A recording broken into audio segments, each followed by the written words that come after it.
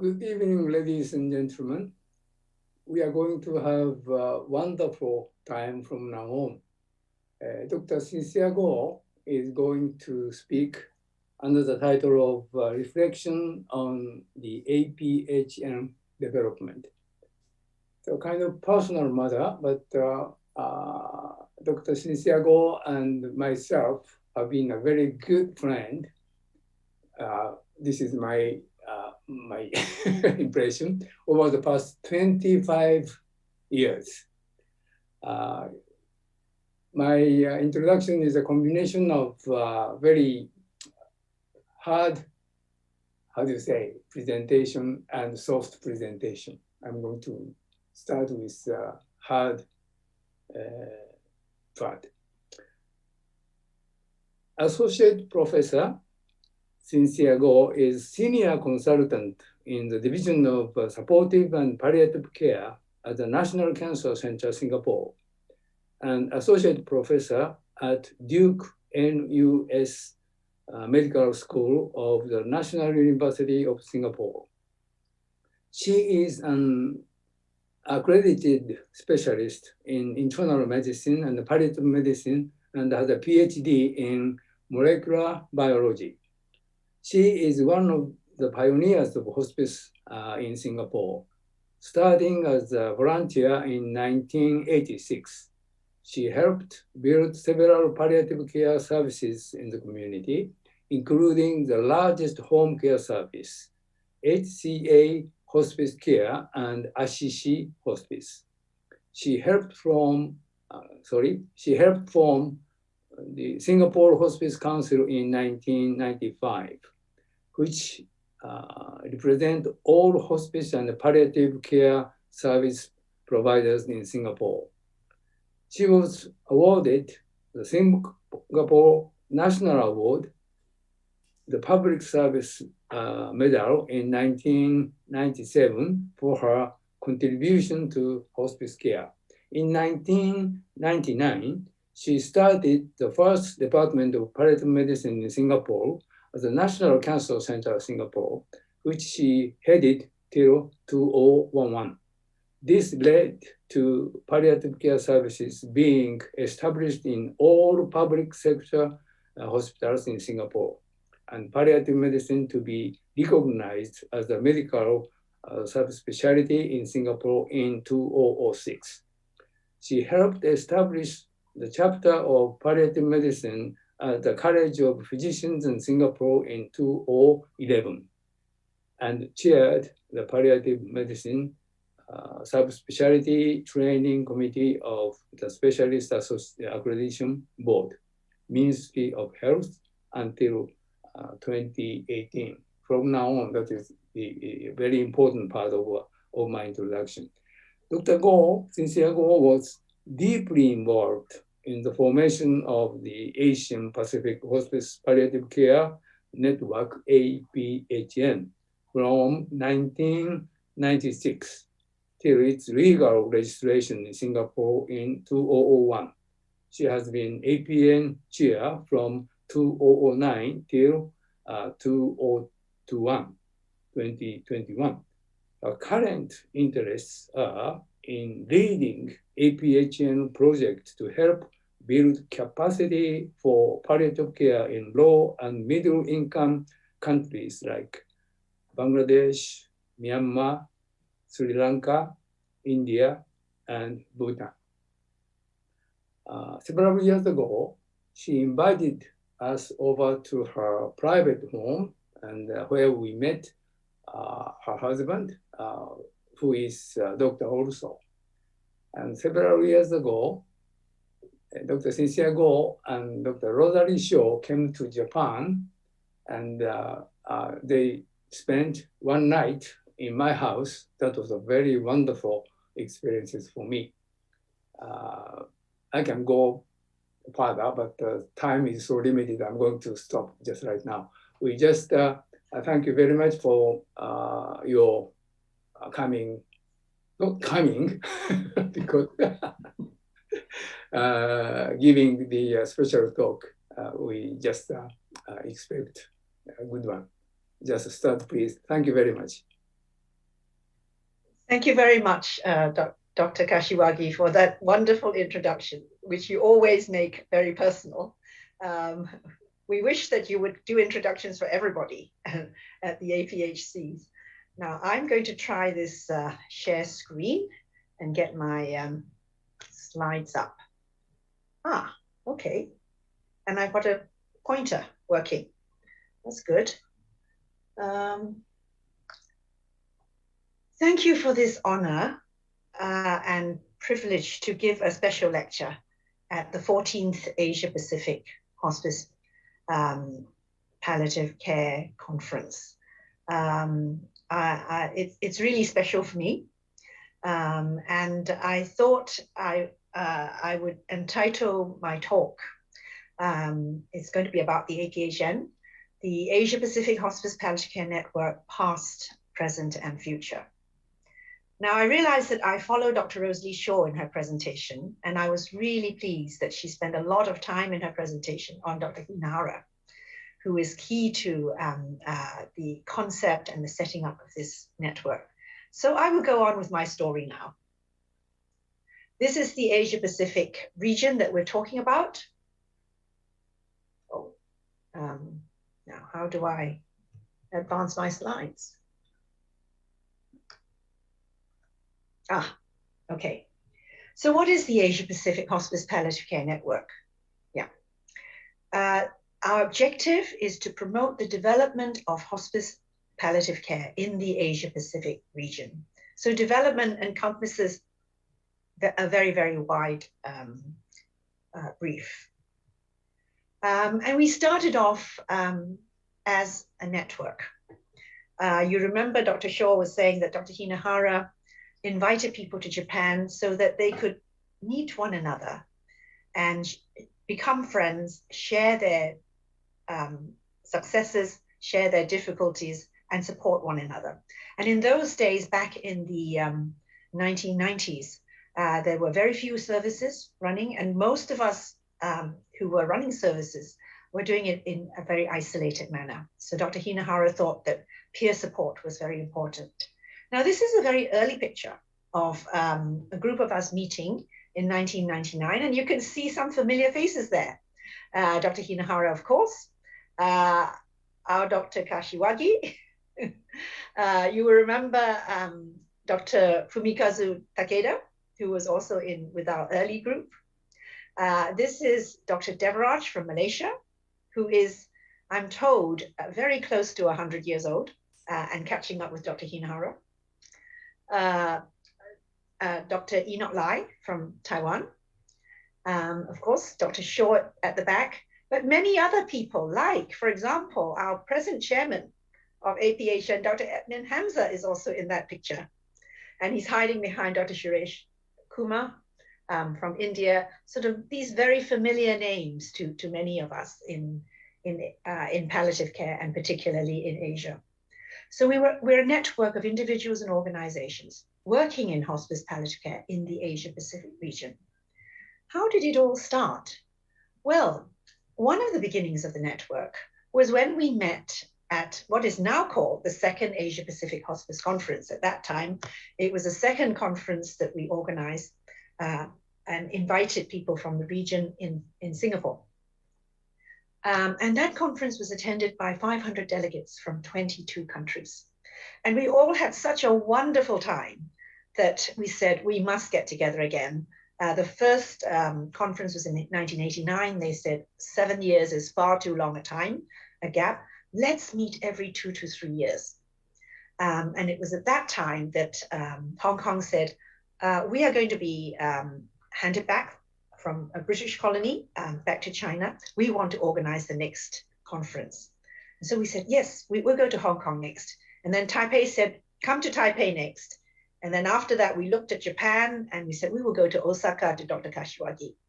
And the Koreans also wanted to be the next. So from 1996, we had already designated the next four places where we were going to meet as conferences. And we gave ourselves the name Asia Pacific Family Conference. And even from the beginning, we felt that we were very much a family. And this photograph, as you can see, you will recognize one person, I'm sure, very famous, This is President Wee Kim Wee, who's the president of Singapore, who graced our banquet. This is Dr. Sitai Nee, who was at that time the chairman of the Singapore Hospice Council, which organized the conference, and of course Dame Cicely Saunders, who traveled for the first time to Asia, and she joined us in the conference. And of course, the other origin of this dream was Dr. Hinohara's dream, which is to create a network to support hospice workers in the region. Now, Dr. Hinohara in 1995, the year before, had invited a group of people to Tokyo. And then he decided to attend the conference in Singapore to see who else is in the network that he could bring in. In 1996, Dr. Hinohara came to Singapore. We met up with him. He visited our hospices. And then out of the blue, he wrote to me and said, I want to bring a group of people to Tokyo again to talk about forming a network. Can you help me organize this? So I identified a group of people. I said to Dr. Hinohara, look, you don't have to put us on business class tickets. We're all in the region. We are very happy to travel economy class, but if you pay economy class, I can bring in double the number of people for this meeting. So Dr. Hinohara was very pleased with that. We actually had 13 people meeting in Tokyo in February of 1997. And we didn't know each other very well at all. And we'd met perhaps superficially, and we didn't know why we were in Tokyo meeting. So we decided to brainstorm. We decided to brainstorm to say, what are we doing here? How can we make something out of sort of nothing? And one of the things, although we were all leaders in palliative care in our own countries who were invited to this meeting, not all of us understood what palliative care was. So the first thing we did was to define what palliative care is, what it comprises of and what it did not comprise of. And for example, the one big question that came up was, what about euthanasia? Does palliative care include a service to kill off our patients and provide euthanasia? Some of these leaders were not clear at all. What is the scope of palliative care? And as a group, we came up with this conclusion to say that no, we will provide care for our patients, but we value every moment of life. And our group doing palliative care does not consist of intentionally shortening a patient's life. So we actually had a declaration of euthanasia, which is now enshrined in the APHN Constitution. So if you are a member of APHN, you sign up to the values that we subscribe to, and among the values is our position on euthanasia. So we met again. This time it was in Hong Kong. Every time there was an Asia Pacific Cancer Conference, we would meet under our own steam. In Hong Kong, we decided to go for legal registration. And I said at that time to Dr. Shaw, I said, you know, we're so happy when we meet together and we're so enthusiastic about working together. But once we go back to our own services, there are other things which are so urgent. Nobody is going to work on building a network unless we have somebody who is dedicated, who is actually paid to do this as a job. And I said to her, how do you fancy living in Japan? Because I thought that the funding at that time was coming from Japan.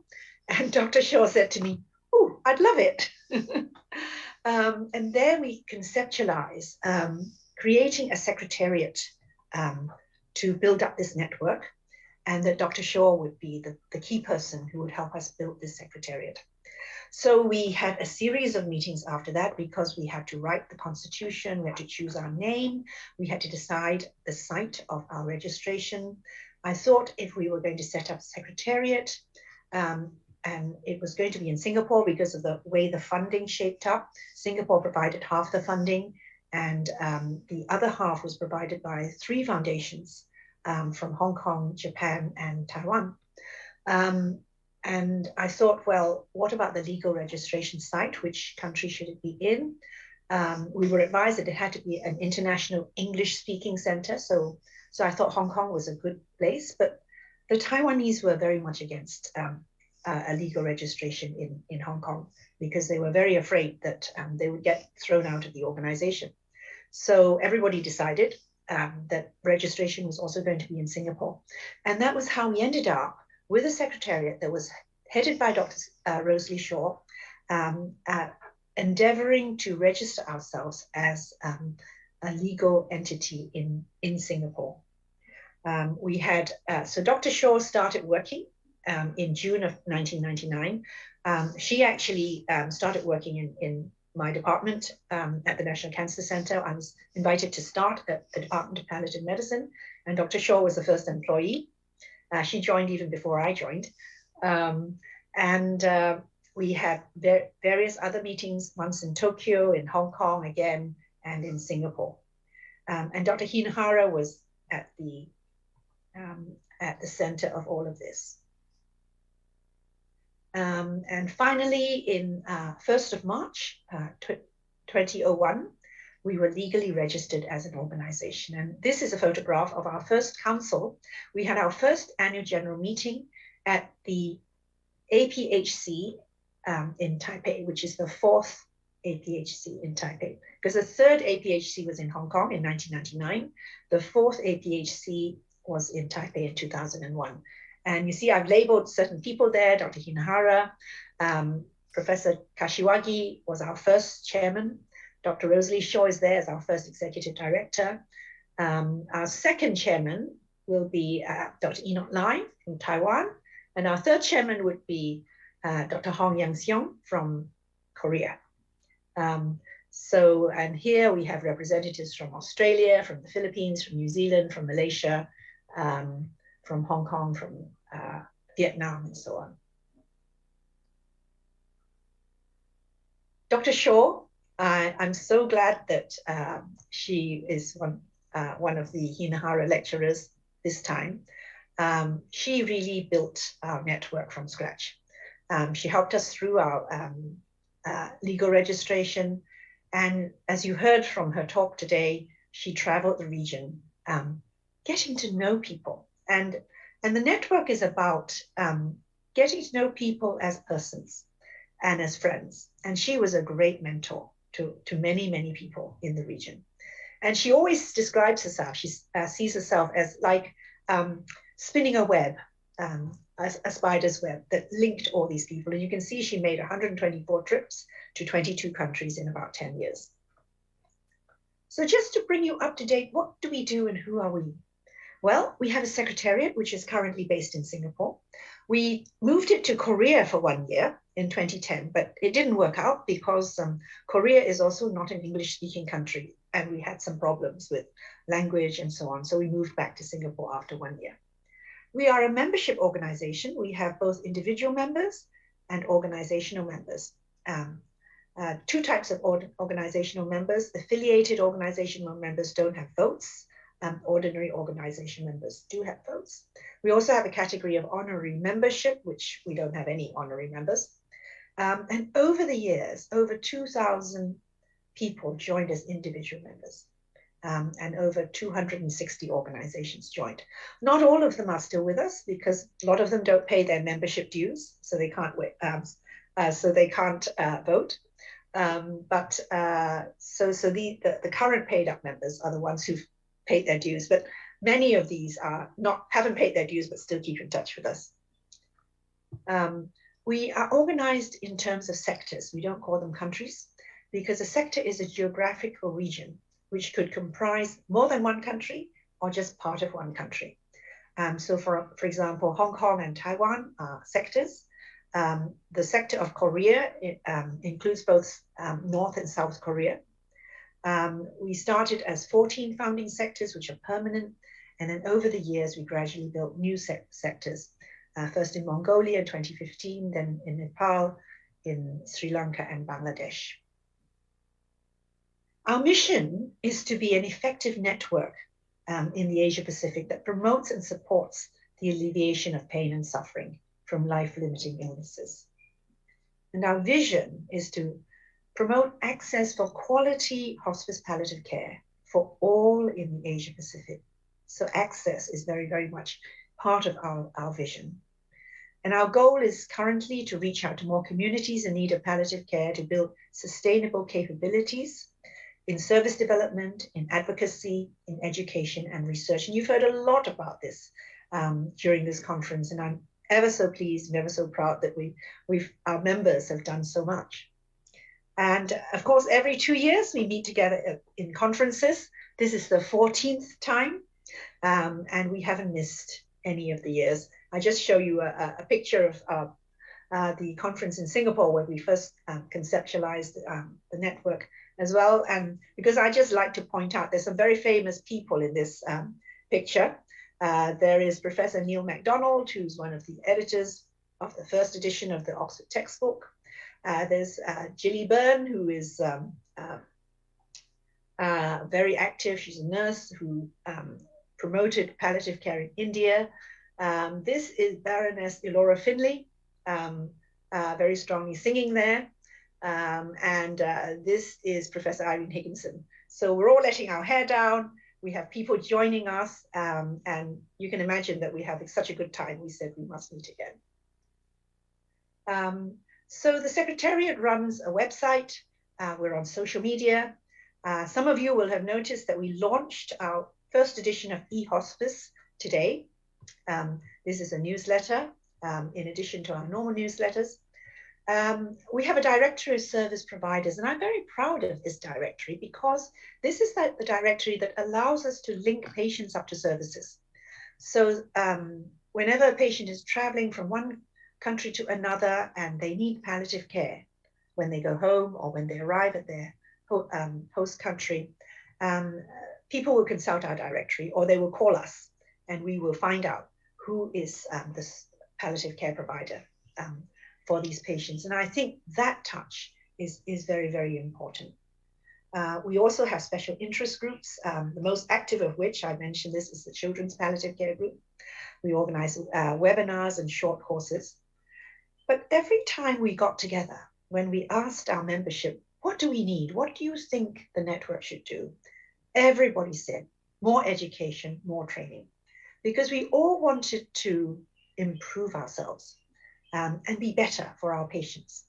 So this is the first formal education that the APHN started. It was, it's called the Flinders University Graduate Certificate in Palliative Care. This was the time when Professor David Currow was the Education Committee Chairman of APHN. And he and I sat down and I said to David, you know, there's such an aspiration for pieces of paper after training within our region, because these people need credibility. They need to show that they've had some training and that is recognized. What can we do? So, so David helped us conceptualize this, and we built this as a distance learning course. We use the library facilities and the lecturers and mentors in Flinders University. But the face-to-face learning was held in Singapore at the National Cancer Center. People came in for two-week intensives. And they also had a 4-week clinical attachment to an accredited palliative care unit. And once they complete that in 1 year, they obtain the Flinders graduate certificate. And if they did some extra clinical fellowship up to 3 months, they would get an APHN diploma. And here we are, we have this is the first cohort. And what I'm really proud about the Flinders course, we produced 109 participants over a period of 6 courses. That if we're talking about training of trainers, these are all now still working in palliative care and training. This is Kalai, who's a home care nurse in Singapore. You will see her picture teaching in Myanmar. This is Dr. Rumana Dowla, who has started her own foundation in Bangladesh, providing home care. Professor David Currow, of course. This is Dr. Anjum Jode, who is a palliative care physician in Rajasthan, in Jaipur. And she is also one of our faculty in our CTC project. Here is Xiong Mi Jing, who is a home care nurse in Singapore. And you see a picture of her, well, I don't think I have a picture of her teaching in Bangladesh. Here's Andrew Ang from the Philippines. And here is Dr. Priya, who is in Pune and one of our CTC faculty as well. So the Flinders course produced a whole lot of champions in palliative care for the region. Now, this is our first training of trainers projects. We started with the Singapore International Foundation, but I knew that in Singapore we didn't have enough talent to do any major programs. We started off in Vietnam in 2004 to 2009. And we trained in the National Cancer Hospital in Hanoi, and also in one of the national hospitals called Charai Hospital in Ho Chi Minh City. And we covered doctors and nurses all over Vietnam who would travel to these two centers for our training. This is our second project, which is in Jakarta, where Rachel House wanted to get training so that they could look after HIV orphans in the slums in Jakarta. And we formed a team to go in to train in the pediatric oncology unit at Damai's National Cancer Center in Jakarta, and also train home care nurses of Rachel House. And the service is still running. But it was only in 2012 when the Lien Foundation approached the APHN and said, what can we do if we wanted to do if we wanted to fund projects in the region? And I said, we really need projects that develop capacity for palliative care. And this was how we conceptualized the Lien Collaborative for Palliative Care. We started in 3 countries: Myanmar, you can see the years in 2013 to 17, in Bangladesh, and in Sri Lanka. And I'm so happy that some of the reports from these countries are available at this conference. Here is a picture of Dr. Akhilesh. Every country we had, I was involved with that. We always had a co-leader, Dr. Mira Aga from Sydney. All the faculty are volunteers. Here is Professor Gauri Agarwal teaching in Sri Lanka. Here is Professor Shushma Bhatnagar teaching in Bangladesh. And what did we do? We had bedside teaching, which is a big item of the teaching. Here is Kalai and Jan Phillips, who are our 2 faculty, taking some nurses in Myanmar, in Yangon General Hospital, where everything is really crowded together. We also do classroom teaching. Here is communication is a very big topic. So here we are doing role play. Everybody can do role play. It doesn't matter what language you speak or don't speak. And in many of these countries where we went to teach, they were not English-speaking countries. This is Myanmar. Always there were lively classroom discussions, sometimes with translation. People really enjoyed themselves. And what we try to do is to create champions of palliative care in those countries. And many of these, in Myanmar, we had 28. The approach is a 3-pronged approach. We felt that if we just train trainers and just throw them into the health service, it wouldn't work. We also had to work with policymakers so that the environment makes it possible for them to practice palliative care. And of course, in many of these countries, essential drugs were not available. There was no oral morphine. And if you walk into a hospital, you say, do you have any morphine here? They always say yes. And all they have is injection morphine. And they would have 1 vial. For example, I walked into the radiotherapy department of Yangon General Hospital. Head of department says, of course we have morphine here. And I said, show me. And he had a single vial of morphine, which was kept in a huge safe in his office and which is never used. So we had to make the drugs available for this work. And in each country, we engaged them for 3 to 4 years. And we targeted tertiary key government hospitals because we want this established within the government system.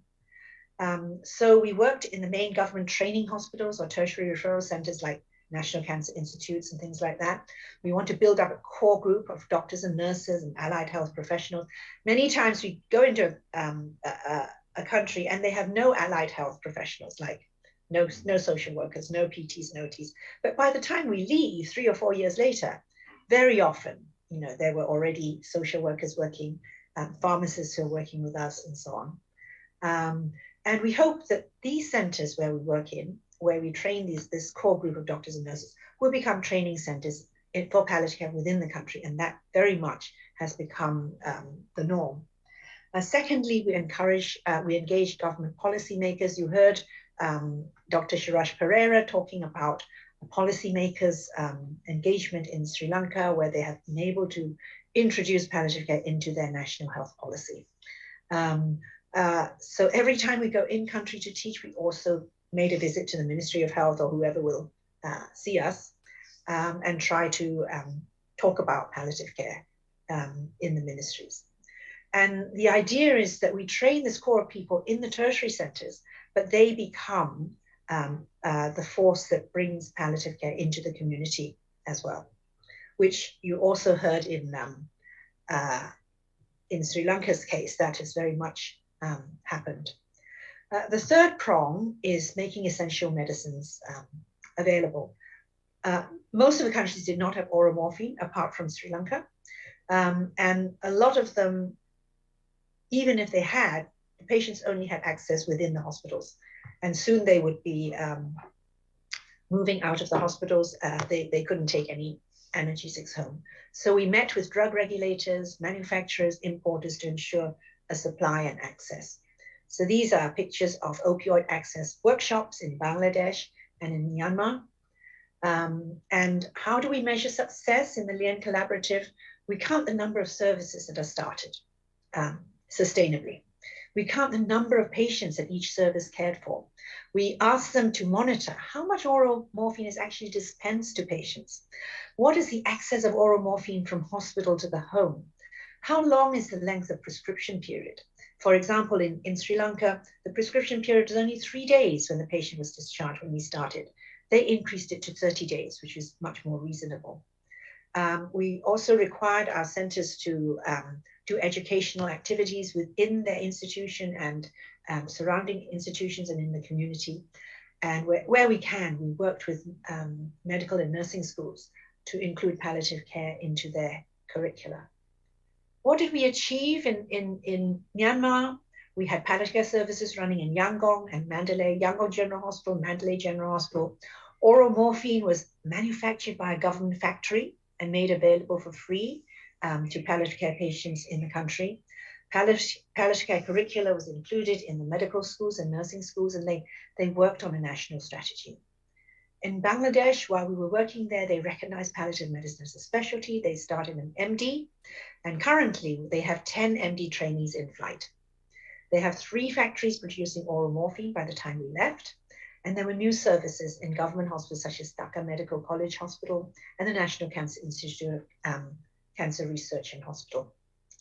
In Sri Lanka, the palliative care service was started at the National Cancer Institute, and now many other palliative care services have been started. Morphine prescription was increased from 3 days to 30 days. You heard Dr. Shiraj talk about postgraduate diploma for doctors, which has been running for 3 years. They're working on an MD curriculum. They have a national strategy, which is recognized by the Ministry of Health and is being implemented. And palliative care has been included into their national health policy for the next 10 years. So in conclusion, for these countries, 3 beneficiary countries, 36 faculty from 22 institutions and 8 countries took part in the teaching. All were volunteers. We did 18 weeks of training in country. 30 trainees attended overseas clinical attachments, including the APHCs, where we were able to send them to the conferences. We gave out 92 certificates for master trainers from 40 institutions. 62 of them were to doctors, 25 to nurses, 3 to social workers, and 2 to pharmacists. So that takes us up to 2018.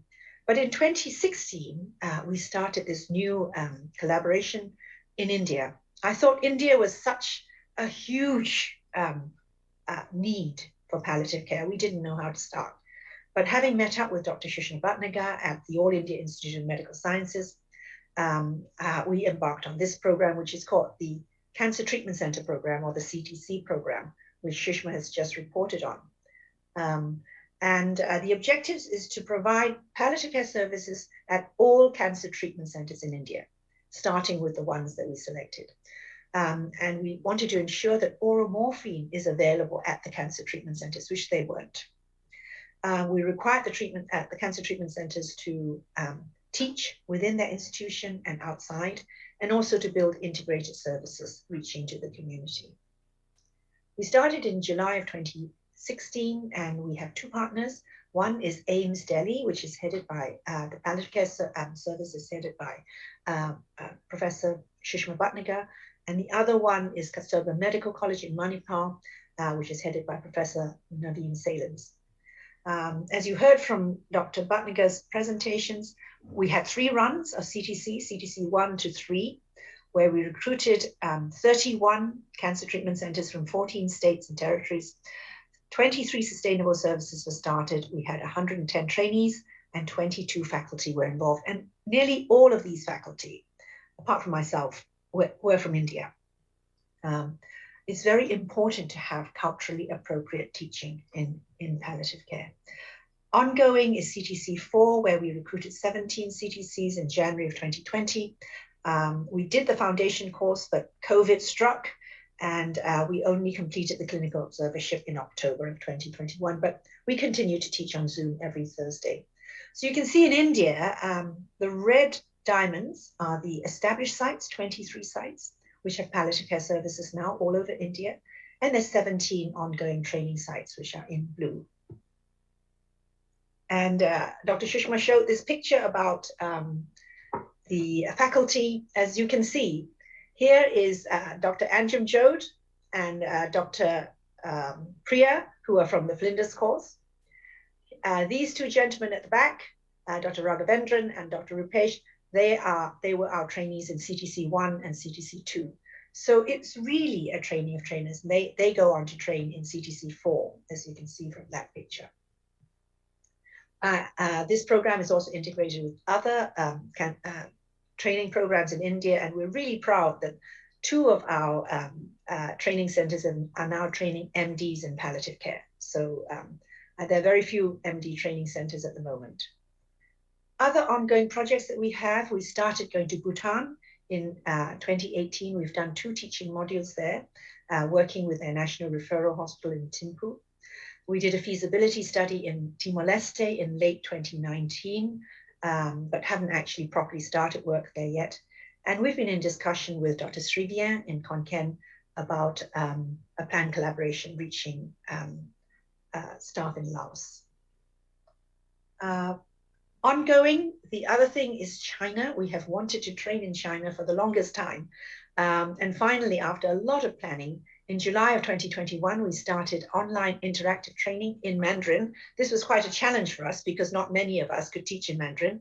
We have faculty from Hong Kong, from Taiwan, from Singapore, from Malaysia, who are, and from China itself, who we're running currently the clinical foundation program on VooV, which is the equivalent of Zoom in China. And we are running also 40 hours of case-based discussions. Planning to have a mentoring program, clinical attachments to units in China, etc. But funding has not been secured for that yet. So APHN capacity building projects, yes, we have completed in these countries, as you can see, ongoing in India, Bhutan, China, and planning in Timor-Leste and Laos. But what of the future? What do we have? What do we see, or what do I see, perhaps, leading us into the future? Well, first, of course, where is the Asia-Pacific region? We used to think anybody that touches the Pacific is Asia-Pacific, but India wanted to join the network right from the beginning. Of course, nowadays, people talk about the Indo-Pacific, so it doesn't matter. So, but we have members all the way stretching to Iran. We trained somebody from Iran in our Flinders course, and we're still in touch with her. We have Flinders course people from Saudi Arabia. And we have a special interest group working in Oceania, based in New Zealand and Australia. So perhaps there are more sectors to be formed in APHN, perhaps more developing or capacity building projects in many of these other countries. I don't know whether we go as far as the Middle East, but we'll see. But what excites me is our collaborative research. We had a session yesterday where I was absolutely riveted to see where is research going in the Asia Pacific. We were very ambitious. We had our first research meeting, APHN first research meeting in Gifu in 2010. And the reason why it was in Gifu was because, number one, the funding came from Japan. And number two, Dr. Morita doesn't travel out of Japan. So we had to all go to Japan to meet him. And Professor David Caro came along and said, I must meet Morita, so I'm coming to Japan as well. Now, out of that meeting, certain collaborative projects grew. One of them, Professor David Caro started this rapid pharmacovigilance project, which was proposed, and there was very little uptake in APHN. And now, if you had listened to the research collaborative reports, it is now a worldwide project. And Professor Jane Phillips from Queensland was talking about this project. And this was actually conceptualized in Gifu by Professor David Caro. We also did some Asia Pacific, we have some publications, a survey on palliative care development in the Asia Pacific. More recently, we did a preparedness to COVID-19 in hospice palliative care services in the Asia Pacific region. You heard also that Professor Masanori Mori is coordinating this Delphi study on advanced care planning involving 5 centers in Japan, Korea, Taiwan, Singapore, and Hong Kong. And the 3 countries, Korea, Japan, and Taiwan, have got ongoing research collaborations as well. But I'm also very excited about the approach study. The approach study, the letters actually come from Asian patient perspectives regarding oncology awareness, care, and health. This is a study which is led by a group in Singapore at the Lien Center for Palliative Care in Singapore. And they aim to study cancer patients' perspective on end-of-life care and their treatments, their awareness of their prognosis. So what they did was, it was a cross-sectional study. In each country, they will recruit 200 adults from cancer hospitals. And they actually had 13 sites from 10 countries joining. And these are the 10 countries: Bangladesh, China, India, Indonesia, Myanmar, Nepal, Philippines, Sri Lanka, Thailand, and Vietnam. These are our core countries. And this research output so far has produced 11 published papers, and quite a few more are being planned. And the site PIs from the countries will write their own country reports. The coordinating group in Singapore will write overall comparison reports. And one of the points is really capacity building for research. And it shows that this is not only possible, but it is greatly sought after, because the people who are involved in this research really want to do more. And they looked at various topics: prognostic awareness by the patient's role in decision-making. You heard from Dr. Chetner's presentation of the approach study that in Asia, patients don't generally have a role in decision-making. You heard about her reports on inequalities of cancer care, how women and also people in lower socioeconomic strata get a worse experience and more suffering with cancer. And mental health is rather neglected in our region also. So what do we dare to dream? I think for my own dream, I think the area of growth for APHN really is going to be in the region of research. This is something that we all aspire to. Yes, we have made some good strides in developing services. We should continue to do our capacity building projects. We should continue to do quality improvement projects. But what everybody wants to do is they want to learn how to do research, and so that we can bring forward and expand the knowledge in our region.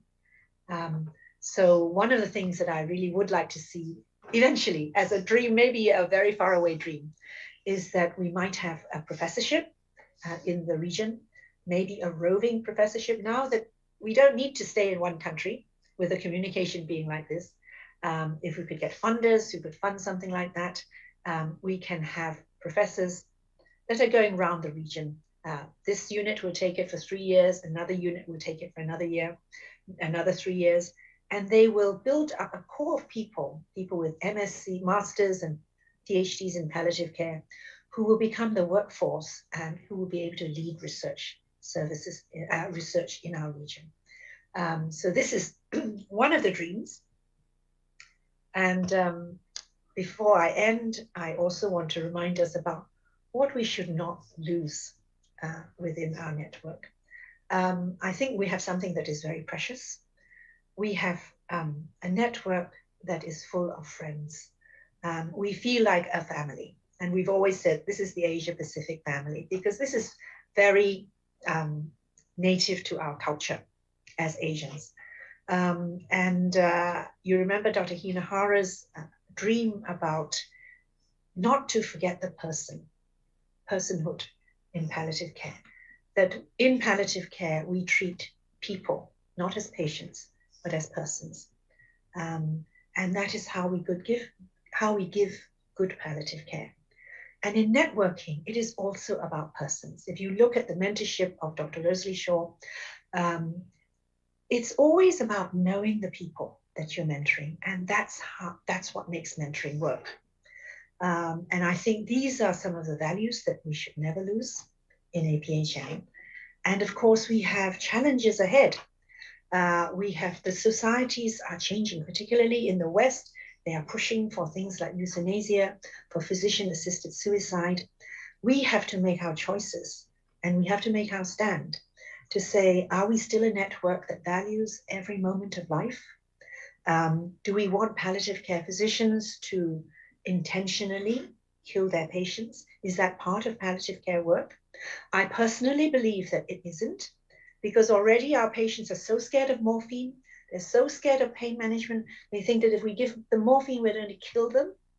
And then you say we also undertake physician-assisted suicide and euthanasia. What will our patients think? Are you giving me medicine to kill me, or you're giving me medicine to help my pain? So I think we need to think about these questions very, very carefully. And I know this is going to be one of the ongoing debates that APHN will have to face in the very near future. And I think I should stop there. Thank you so much for listening.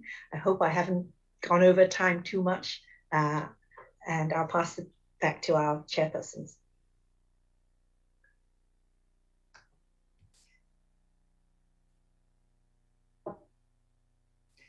Cynthia, thank you very much for your reflections about all these years with APHN. I think there are probably questions out there, but I think we are a little bit short of time. But I do have a few questions which I think might be quite useful for the audience to listen to. There are certainly, developments around the world that's coming. You mentioned the assisted suicide, assisted dying discussions in some countries, and whether palliative care is part of that. There is also things like a new definition of palliative care, looking at severe health-related suffering. What do you feel as the uniqueness of the Asia-Pacific palliative care, and how should we respond to these challenges that are coming out from other societies and environment? I think we should definitely think about it and discuss it among ourselves and also with our colleagues overseas. But I think we need to be true to ourselves. We have to say, what does APHN stand for? And what is unique about Asia being Asian? We already know from our research that things like, we don't like talking about death and dying. Well, actually in the West, they don't like talking about death and dying either. But personal autonomy is so important in the West. Whereas for us, societal decision-making is so important to us. Family decision-making is so important to us. There's so much to learn.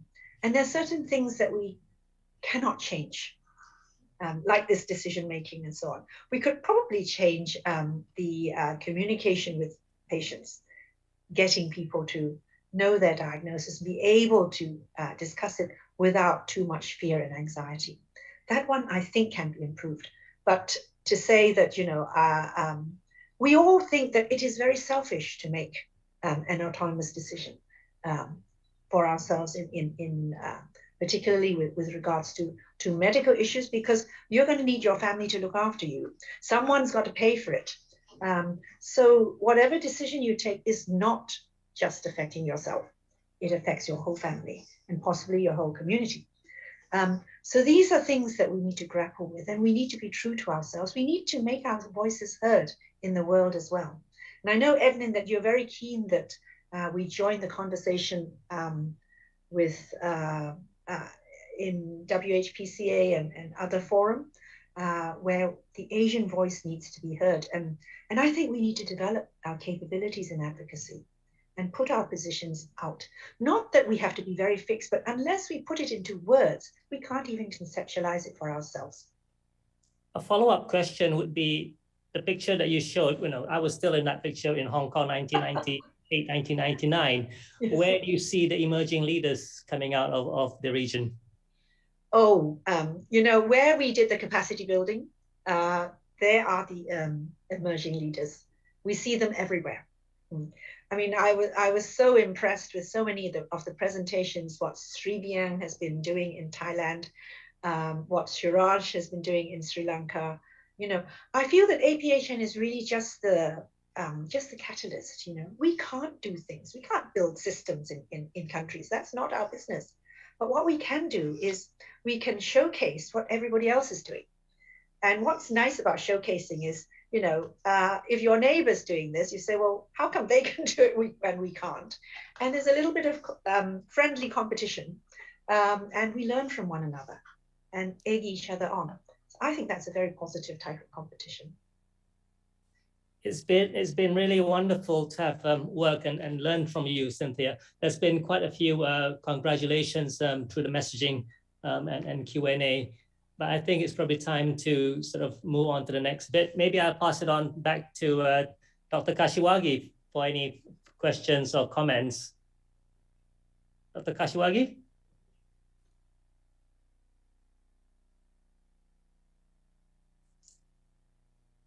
You're muted, Dr. Kashiwagi.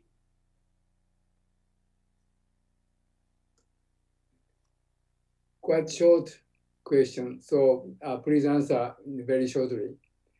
What does your energy come from?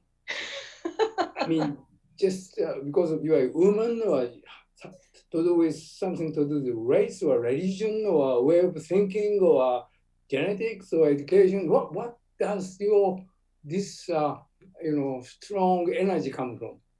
I don't think it's my blood group. Oh yeah, that's important too. No, I think my energy comes from people. I get very, I get very high when I meet people, and I hear their ideas and I find out new things about them. And that's why traveling to every country is so exciting for me. There's so much to learn, so much to share. Yeah, that's where the energy comes from. I think if I were left alone, I'd sort of mosey away and, do nothing. Mm-hmm. Over the past 25 years, one very impressive experience with you is just you remember many people's name correctly. That is very amazing. I'm very weak in that, so I'm going to follow you. Thank you.